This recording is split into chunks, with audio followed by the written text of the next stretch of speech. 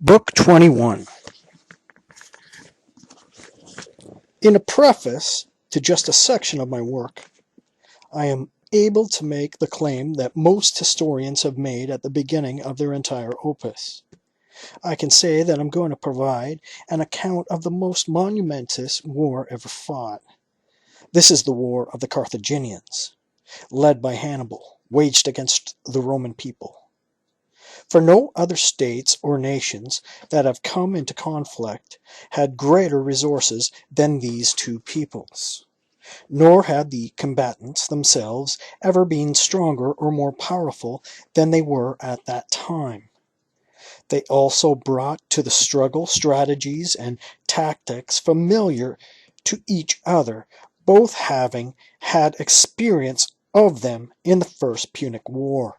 And so changeable were the fortunes of the war, and so evenly matched the fighting, that it was the eventual victors who came closer to ruin.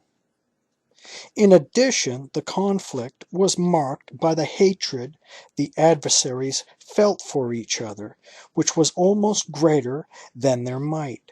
The Romans were indignant that the vanquished people was presuming to attack its victors, the Carthaginians, because they thought that the authority wielded over them in defeat was high-handed and rapacious.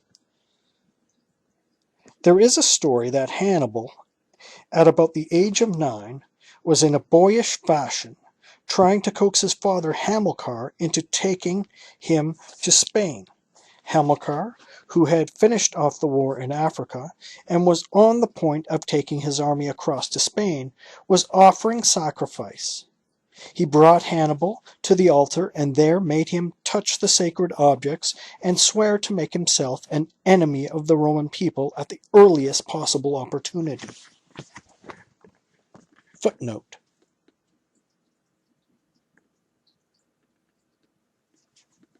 No, there's no footnote there. They didn't put one in. Hamilcar was a man of great pride, and the loss of Sicily and Sardinia vexed him greatly. He thought that Sicily had been sated only because of the Carthaginians, had too quickly abandoned hope, and that Sardinia had been dishonestly filched from them by the Romans, who had even gone so far as to impose an indemnity on them during the upheavals in Africa. Chapter 2.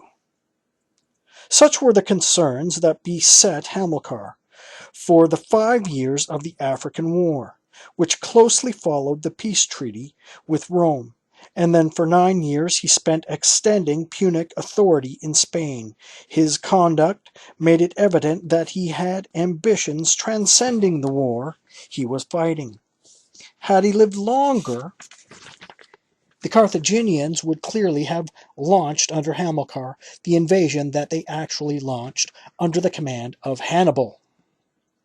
Hamilcar's timely death and the fact that Hannibal was just a boy deferred hostilities, and in the interval between father and son, Hasdrubal held office for some 8 years. Hasdrubal had initially attracted Hamilcar's interest, they say, by his youthful good looks, and was subsequently invited to become his son-in-law on the basis of other qualities, no doubt intellectual. Thanks to being Hamilcar's son-in-law, he had risen to power through the influence of the Barca faction, a faction which exercised a considerable degree of influence amongst the armed forces and Carthaginian commons. And certainly against the wishes of the Carthaginian establishment, Hasdrubal's administration was characterized by diplomacy rather than force. Eschewing armed conflict, he extended the authority of Carthage more by fostering relations with chieftains and by enlisting the support of fresh tribes through friendship with their leaders. Peace, however, afforded him no more security. He was assassinated in public by a barbarian incensed over his execution of his master. The killer was caught by bystanders, but his expression remained that of a man who had made good his escape. Even under torture, the look on his face was such that he actually appeared to be smiling, his joy surmounting his suffering. Because Hasdrubal had possessed an amazing talent for winning over tribes and attaching them to his empire, the Roman people had renewed their treaty with him. The basis of the agreement was that the limit of the authority of each would be the river Ebro, and that Saguntum, laying between the domains of the two peoples, would retain its independence. 3. There was no doubt that who would succeed Hasdrubal. The soldier's choice came first. The young Hannibal had been immediately carried into the general's tent, where the man noisily and unanimously acclaimed him as commander, and the endorsement of the commons followed. When Hannibal was barely an adolescent, Hasdrubal had summoned him by letter, and the matter of his future had even been discussed in the Carthaginian Senate. The Barca faction insisted that Hannibal be familiarized with military life, and that he succeed to his father's authority. But Hanno, who led the opposing faction, demurred. Hasdrubal seems to be making a reasonable request, he said, but I am against granting what he is asking for. Hanno caught everyone's attention, such an inconsistent comment taking them all by surprise. Hasdrubal thinks that he offered up the good looks of his youth for the gratification of Hannibal's father, and that now it's fair for him to take the sons in return, he said. However, it is most inappropriate for us to subject our young soldiers to the sexual appetite of their officers as though they were military training. Or is this our fear that Hamilcar's son must wait too long to look upon the father's unlimited authority and apparently regal power, and that we too late become slaves to the son of that king, whose son-in-law was left our armies as a bequest? No, in my opinion, that young man should be kept at home and taught to live in obedience to the laws and the magistrates on an equal footing with everyone else. Otherwise, this small flame may one day start a huge conflagration.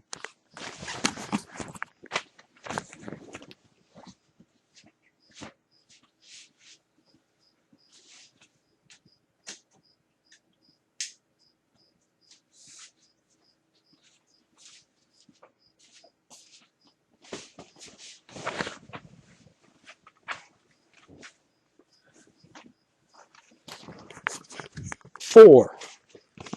A small number, including all the most right-thinking men, agreed with Hanno, but as usual, the bigger party triumphed over the better. Hannibal was sent to Spain, where he won the hearts of the entire army immediately upon his arrival. The older soldiers thought that a young Hamilcar had been brought back to them. They saw that same dynamism in his expression, the same forcefulness in his eyes, the same facial expression and features. Then, in a short while, he saw to it that his father counted for little in winning him support. Never was one character so amenable to the two extremes of obedience and command, and as a result, one would have found it hard to tell whether he was better liked by the commander or by the army. There was no one who Hasdrubal preferred to put in command when a gallant or enterprising feat was called for, while there was no other officer under whom the rank and file had more confidence and enterprise. Hannibal was possessed of enormous daring in facing dangers and enormous resourcefulness when in the midst of those dangers. He could be physically exhausted or mentally cowed by no hardship. He had the ability to withstand heat and cold alike. His eating and drinking depended on the requirements of nature, not pleasure. His times for being awake and asleep were not determined by day or night. Only the time which he had left discharging his duties was given to sleep, and it was not brought on by a soft bed or silence. Many often observed him lying on the ground amidst the sentry post and pickets, wrapped in a soldier's cloak. His dress was no better than that of his comrades, but his weapons and horses marked him out. On horse or foot, he was by far the best soldier. The first to enter battle, he was the last to leave once battle was joined. The man's great virtues were matched by his enormous vices: pitiless cruelty, a treachery worse than Punic, no regard for truth, and no integrity, no fear of the gods, or respect for an oath, and no scruples. With such a combination of virtues and vices, Hannibal served under Hasdrubal's command for 3 years, overlooking nothing needing to be done or seen by a man who was to be a Greek leader. 5. From the day Hannibal was declared commander, it was as if Italy had been decreed his area of responsibility, and the war with Rome his assignment. He thought there should be no delay in case, like his father, Hamilcar, and Hasdrubal after him, he too be overtaken by some accident while he wavered. He therefore determined to launch an attack on Saguntum. Because there was no doubt that such an attack would elicit an armed response from the Romans, he first led his army into the territory of the Alcaides, a people south of Ebro, and more aptly described as being in the zone of the Carthaginians rather than under their control. By doing this, Hannibal could appear not to have specifically targeted the Saguntines, but to have been drawn into that conflict in the course of events, that is, in the conquest of neighboring tribes and annexation of their territories. Hannibal took by storm and pillaged the rich city of Carthala, the tribal capital, and the fear this inspired drove the smaller communities to capitulate and accept the imposition of an indemnity. The triumph army, rich with booty, was led back to winter in New Carthage. There, by generously dividing up booty and scrupulously discharging any errors in pay, Hannibal consolidated the loyalty of all citizens and allies alike, and in the early spring he marched on the Vacae. Hermandica and Arobocala, cities of the Vacae, were taken by storm, but there was prolonged resistance from Arbocala, thanks to the townspeople's courage and their large population. The refugees from Hermandica then joined forces with exiles of the Alcaides, the tribe that had been crushed the previous summer. They roused the Carpetani to action, and not far from the river Tagus, launched an attack on Hannibal as he was returning from the Vacae, throwing into confusion his column, which was heavily burdened with plunder. Hannibal refused to engage. He pitched camp on the river bank, and as soon as all was calm and silent on the side of the enemy, he forded the river. He then extended his entrenchment in such a way as to leave the enemy room to cross, for he had determined to attack them as they made their way over. As soon as they saw that the enemy had entered the water, the cavalry were under orders to attack their column while it was hampered with the crossing, and Hannibal deployed his elephants. There were 40 of them on the bank. with supplementary detachments from Alcades and Vacae. The Carpetani were 100,000 strong, an unbeatable army were the battle fought on a level field.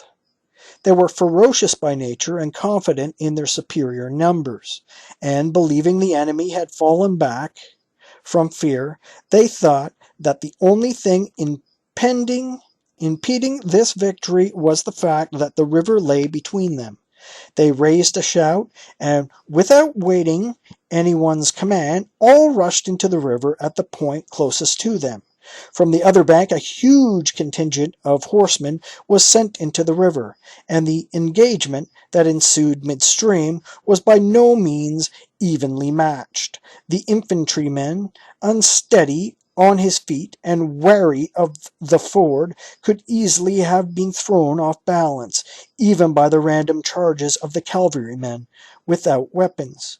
As it was, the cavalrymen could move freely themselves, and had free use of their weapons, and were fighting at close quarters or at a distance from mounts that remained stable even in the midst of the swirling waters. Most of the enemy were swept away by the river. Some were borne into their foes by the churning current, and then trampled under by the elephants. The rearmost could return more safely to their side of the river, but as they tried to regroup after their alarm, and before they could recover from the desperate panic, Hannibal entered the stream with a company in battle formation, driving the enemy in flight from the bank. He ravaged their fields, and within a few days accepted the surrender of the Carpetani as well. And now everything south of the Ebro was under Carthaginian control, except Saguntum.